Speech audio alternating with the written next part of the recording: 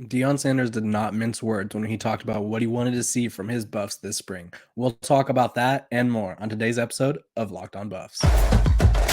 You are Locked On Buffs, your daily podcast on the Colorado Buffaloes. Part of the Locked On Podcast Network, your team every day.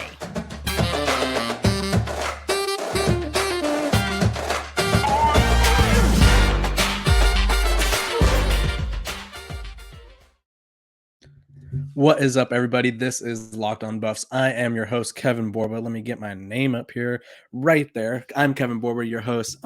We appreciate you for making Locked On Buffs your first listen every day. Today, we got a great one in store. We're talking about what Deion Sanders is expecting, Coach Prime, what he is expecting from Colorado and the Buffs this offseason, this spring football session.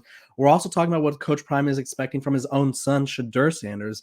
And then we're going to talk about Shedeur Sanders talking about, his relationship with his father/coach and how they handle all of the in-between stuff. And so without further ado, let's dive right into what Coach Prime is expecting from the Buffs.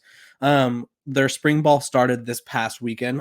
So we finally have been able to kind of communicate with the coach and see him working with the team and the players, because prior to this, it was just winter workouts. So it's either player-led workouts if they're playing football, and winter workout stuff is no head coach involved. So it's just strength and conditioning stuff. And so we're finally getting to see Coach Prime with his guys and Sean Lewis with his guys and Charles Kelly with their guys. And so exciting stuff for Buffs fans. We have videos of Travis Hunter and Shedeur Sanders connected on passes. So Coach Prime detailed after the first spring practice what he wants to see this team accomplish this spring, because obviously while the spring ball isn't make or break, you won't win any championships in spring ball. It helps you build chemistry and it helps you kind of build progress. And so he says on boxes he wants to see checked by the end of this spring. He said every box. There are a lot of empty boxes. I want to see every box checked. Coaching boxes, everything. I want to see how the coaches communicate with the players and vice versa. The strength and conditioning staff, training staff, and equipment staff, we are just checking everything. This is a total effort of unification to win. It's just not on the field. Everybody in this darn building, has to understand we are winners, and it has to be changed and provoked. That is why we are here. We want to check every box. If it was great, we would not be here, which I think he touched on perfectly. And it makes me think of when that article was written. I think it was last Friday or Thursday, when that said Colorado has the worst roster in the country, or in the Pac-12.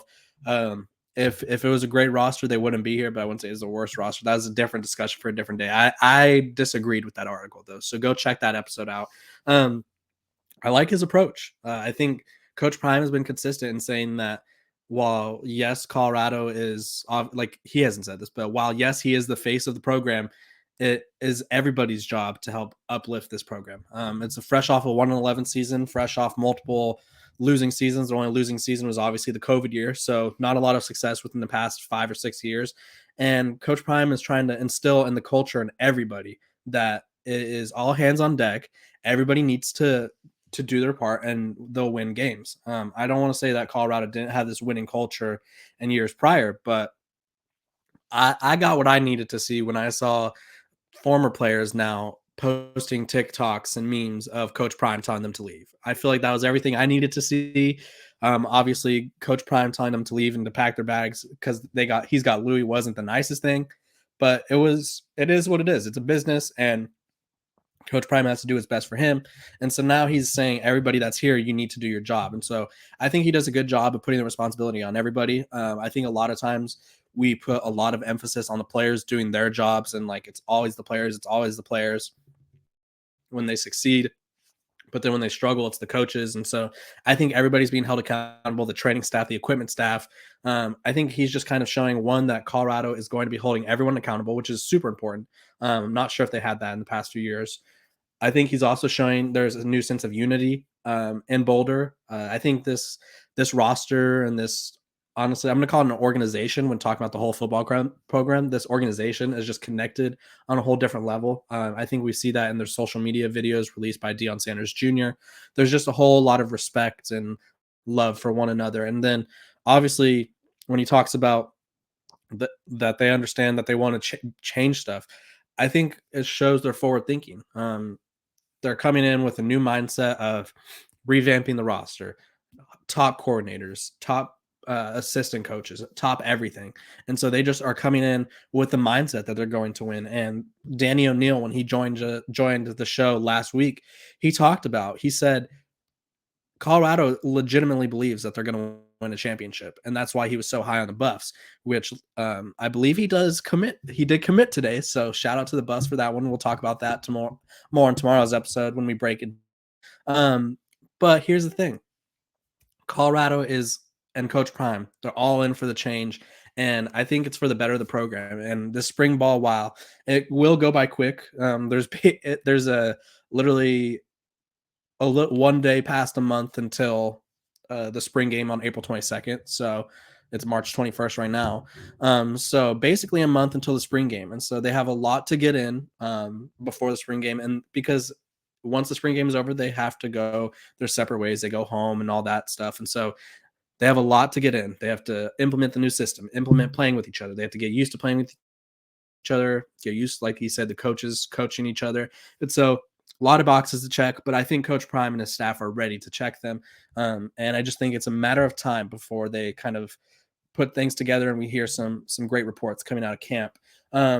The tournament is heating up, and now is the perfect time to download FanDuel's America's #1 sportsbook, because new customers get a no-sweat first bet up to $1,000. That's bonus bets back if your first bet doesn't win. Just download the FanDuel Sportsbook app. It's safe, secure, and super easy to use. Then you can bet on anything from money line to point scores and threes drain. Plus, FanDuel even lets you combine your bets for a chance at a bigger payout with the same game parlay. So don't miss the chance to get your no-sweat first bet up to $1,000 in bonus bets when you go to FanDuel.com/lockedon.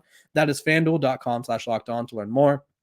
Make every moment more with FanDuel, an official sports betting partner of the NBA.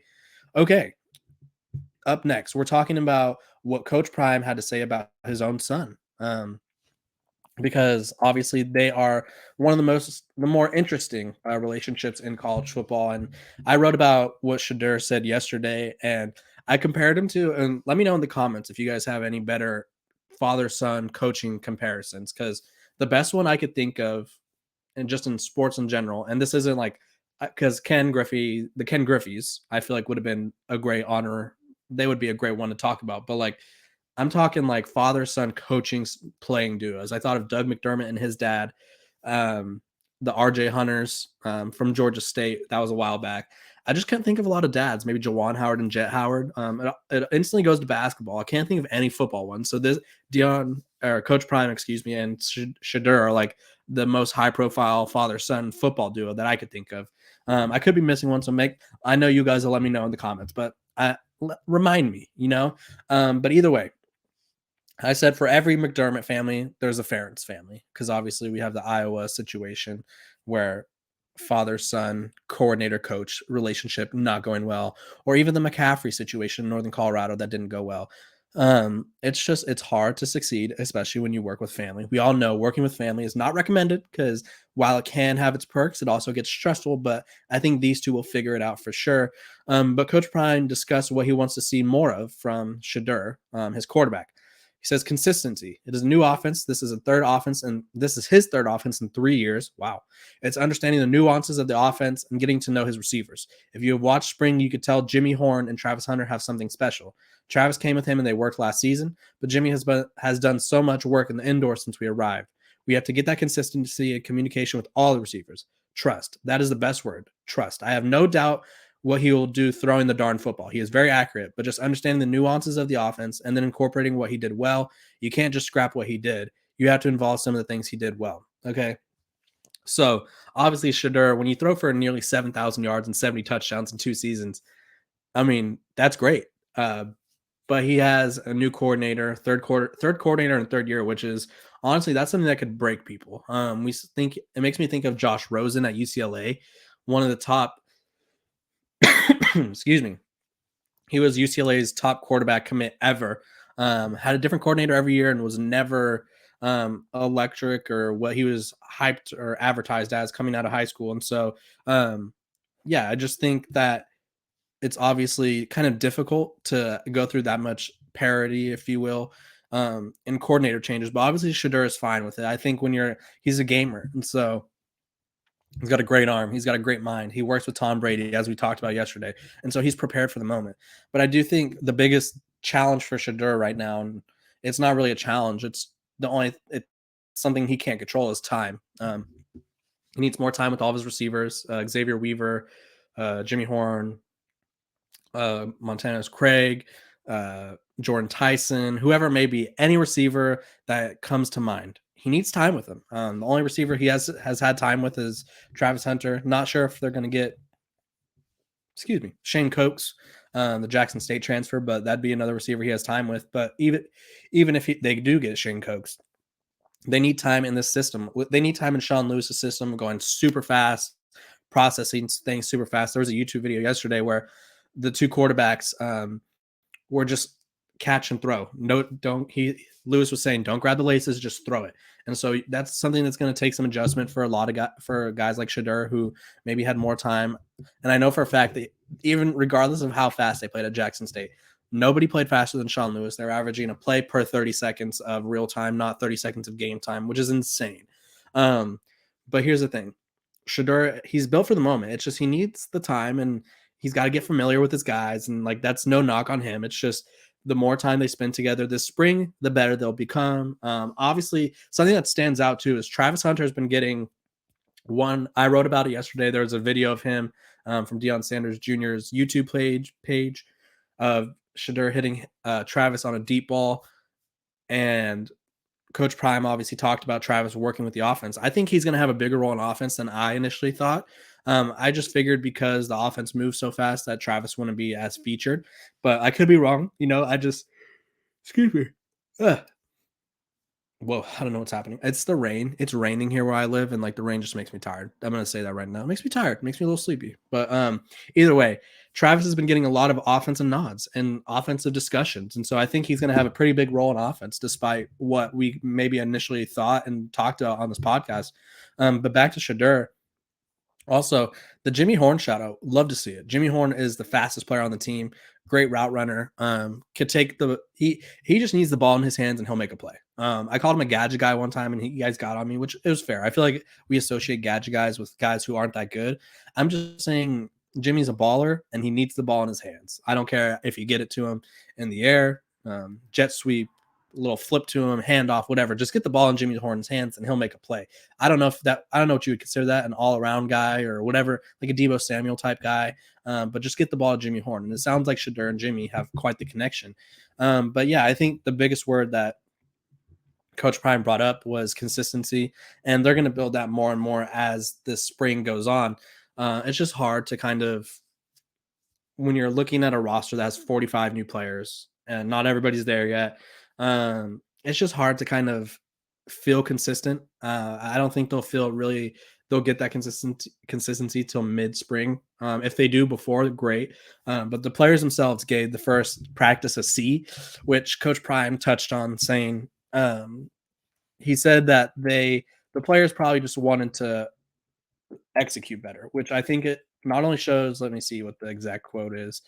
It shows that they wanted to prove to him and that all the other coaches that they were working. He said, wonderful start today. And this is from the first day. The kids gave themselves a C.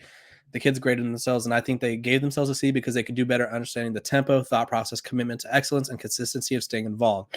It was a fast-paced practice and we got a lot of work done and reps. I am excited. I'm really excited about what I saw today. Okay. So I think, honestly, what it sounds like, the only negative thing from this practice session, the first week so far, is consistency, which obviously they're all still getting to know each other. You can run sprints and lift weights together, but that doesn't always translate to playing football together. That doesn't translate from me throwing the ball to you. That doesn't translate from me knowing what route you're going to run. And so a lot of stuff to still learn about each other. And I think getting used to Sean Lewis's pace is just going to be insane. And I think that's why the practices are so fast, because they want everybody to be that high up tempo, kind of understand what's going on at no matter what. Because in game speed, you're always going to speed up, at least mentally. Even if the game is slow, you speed up mentally. And so it's going to be tough to kind of break old habits, but they got a great staff with them. And I fully believe that there is going to be, while there will be some bumps, there's going to be some bright spots. Moving on, back to this is our final topic of the day. We're going to go with Shedeur talking about his relationship with his father, which I wrote about. over on Athlon, which you guys should go check out because we have some great stories about everything in between. But yeah, so obviously we know Coach Prime, his father, one of the all-time greats, probably Shedeur's biggest critic, and I think we kind of see that um, he's his biggest critic and biggest support. Nobody's spot has been given to them; they have to earn their spots and they have to earn their numbers, which we talked about yesterday. Shedeur kind of, because he was interviewed after the practice as well, and they were asked about um, the conversations he had with his father about the non-coach led practices that took place prior to spring ball. And so he kind of gave us a little insight into the relationship, and he said, "We're not just telling him what he wants to hear because it's realistic things that you're going through. A couple throws you miss, a couple assignments you miss. It's real attention to detail. We know the little things we can't mess up, so we grade ourselves hard. So when the game comes, it's more that everything's fluent. So that's the thing. We're not just making ourselves feel better saying, "Oh yeah, we had a great A practice today because what we were focused." But no, we got to execute and every play, and that's when we get those A days. Today was a C, and this is after the first spring practice. Well, they said D. I thought it was a C minus, but if coach says D, it's D. You know what I'm saying? Really, just coming out tomorrow and focusing. This is the first day we were able to go against the defense full pad, full speed. So being able to get everything on film and teach off that's major for us right now. I'm knowing that the next couple of days will be way better than today. And so I think there's a kind of a thought process, and this is not my thoughts. It's just a stigma surrounding father son coaching duos or father son relationships or even parent kid relationships. We kind of tend to think that we sugarcoat things to our parents, especially in the sports world. There's believed to be a favoritism towards sons who play for their dads, and they don't have that here in Colorado. We've heard about. I don't remember. I think it was on the Pivot podcast. Coach Prime talked about it, but he benched. I'm assuming it was Shiloh because obviously Shedeur was playing in the games. He benched one of his own sons from playing in a major game this past season in Jackson State because he was late. So he doesn't take it easy on his sons, and Shedeur doesn't tell his dad what he wants to hear. I think a lot of the times, many people, when Shedeur Sanders talks about how good things could go, they probably are just saying like, "Oh, it's because his dad's the coach, and so he has to say that." Shadeur's not a PR person for Colorado. As much as he represents the brand, he is not a PR person that's just there to be like, you know what, everything went great, we're improving, and it's just all swell and dandy. That's just not how it works. I think it shows that he's being brutally honest. I think in grading himself a C or the team a C or a D minus, whatever it was, or C minus, I think it shows that he's really accountable. I think a lot of times when you ask players how things like practices went, there's like a sense of we have to say it went well despite what the coaches say because then we don't want to look bad. And I think Shedeur is fine with being honest, like, hey, we're not there yet. And that's okay. It's day one, it's day two, whatever it may be. It's the first week of spring ball with a roster full of new people, new faces, new systems. And so I think it's okay to be like, you know what, we're just not there yet. But it's cool to see that he's comfortable enough to be honest with his dad like that. Before I continue, I want to thank you guys for making Locked On Buffs your first listen of the day. For your second listen, check out our brand new podcast, Locked On College Basketball. Experts Isaac Shad and Andy Patton bring you everything you need to know on and off the court, plus hear from big name experts, coaches, and players throughout the basketball landscape. Locked On College Basketball, available on YouTube or wherever you get your podcasts. Back to Shedeur, though. We talked about it with Josh Newberg on, I think that was Friday's episode. I think every episode's Friday's episode, maybe it's Friday or Thursday, maybe Monday, who knows. Go find it out though. It's titled, "Is Shedeur Ready for the Moment?" And we were just talking about if Shedeur is, well, because there was a article or a question that I saw and it was posed, is he ready to take this next step and is he ready to play at this high level? And everybody's like, it's Power 5 football. It's different than FCS football. It's different than Jackson State football. Shedeur is ready for the pressure. He's been under the spotlight his whole life. Josh Newberg kind of touched on it. Coach Prime had a TV show. I don't know if it was like Following the Sanders or something. It was something like that. But I followed their life on the daily. He obviously was a highly touted recruit out of Dallas, Texas, where he dominated. And he had offers from Bama, Florida State, whoever it may be, Georgia, whatever program you could think of, he had that offer. And so Shedeur has always been under pressure. And so people kind of getting on him now that he's at Colorado, which is a bigger stage than Jackson State, but he's used to the big stage. And so I don't think people really understand that Shedeur is ready for the moment, or at least he should be. I think he is, and he has said so himself. But yeah, I think Shedeur's maturity is well beyond his years. When a quarterback can honestly say that we're not where we want to be right now and kind of explain why, because obviously anyone can have a bad practice and be like, that didn't go well. Shedeur explained why. They're just trying to get consistent. They're trying to get to know each other. He's got to learn a whole new offense, his third offense in 3 years. He's got to learn his weapons and where they like to, what they do out of their breaks, where they like the ball, what routes they best prefer, just ball placement, timing, all this stuff. It's all going to factor in. And so I think when Shedeur says things like this, where he's like, we're not telling him what he wants to hear, his dad, Coach Prime, it's because he knows that this team has a high ceiling. And so Colorado has a high ceiling, and when Shedeur goes, the program goes. And so the better prepared and more successful he feels, the better prepared the team will be and the more success that the team will have. And so everything intertwines. It's obviously just a week 1 of spring practice. Everybody's excited and gearing up for the spring game, which is on the 22nd. I think we just got to, after all these interviews and reports, we have to understand that it takes time and it takes a lot of practice, a lot of reps, and they're going to get a lot of reps. It takes a lot of reps to get where they need to be, and it'll be a fascinating watch to kind of see where this team goes moving forward.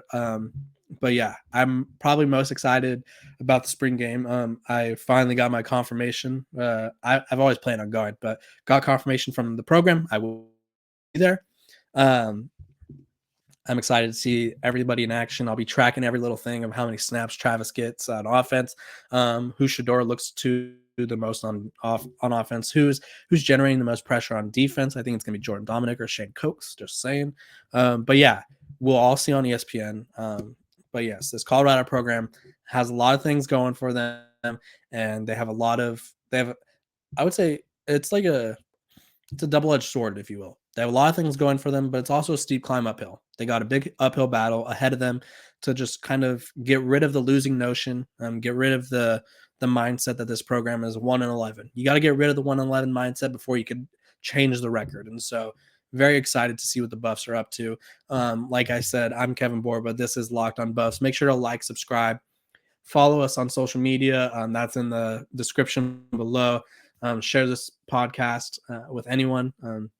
We appreciate your comments. Make sure to, like I said, to give me any coaching father-son duos if you have one that was better than the ones I brought up. I just couldn't think of any football ones that were that good.